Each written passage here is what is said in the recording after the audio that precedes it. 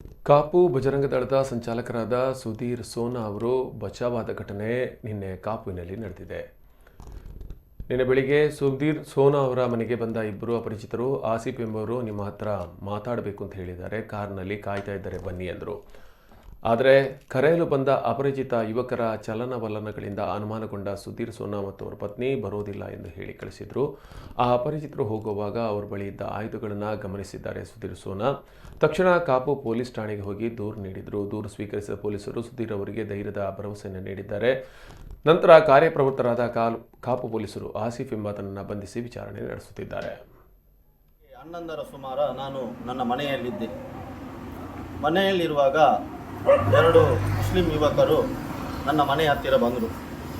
ಮನೆ ಹತ್ತಿರ ಬಂದು, ನಿಮಗೆ ಆಸಿಫ್ ಅನ್ನುವ ಆತನ ಹತ್ರ ಮಾತಾಡಲಿಕ್ಕಿದೆ, ಅವನು ಬರಬೇಕು, ನೀವು ಅವನು ಅಲ್ಲಿ ಮೇಲ್ಗಡೆಯಲ್ಲಿ ಗಾಡಿಯಲ್ಲಿ ಒಂದು 2-3 ಜನ ಗಾಡಿಯಲ್ಲಿದ್ದರು, ಮನೆಗೆ ಇಬ್ಬರು ಬಂದಿದ್ದರು, ನೀವು ಈಗಲೇ ಬರಬೇಕು, ಅವನ ಹತ್ರ ಮಾತಾಡಲಿಕ್ಕೆ ಉಂಟು. ನಾನು ಏನು ವಿಷಯ ಅಂತ ಕೇಳಿದೆ. ಆವಾಗ ಹೇಳ್ತಾನೆ, ಇಲ್ಲ ಅರ್ಜೆಂಟ್, ನೀವು ಮಾತ್ರ ನಗಾಡಿಕೊಂಡು ಹೇಳ್ತಾ ಇದ್ದಾರೆ, ನೀವು ಅರ್ಜೆಂಟಾಗಿ ಬರಬೇಕು, ಅವನ ಹತ್ರ ಮಾತಾಡಲಿಕ್ಕೆ ಉಂಟಂತೆ.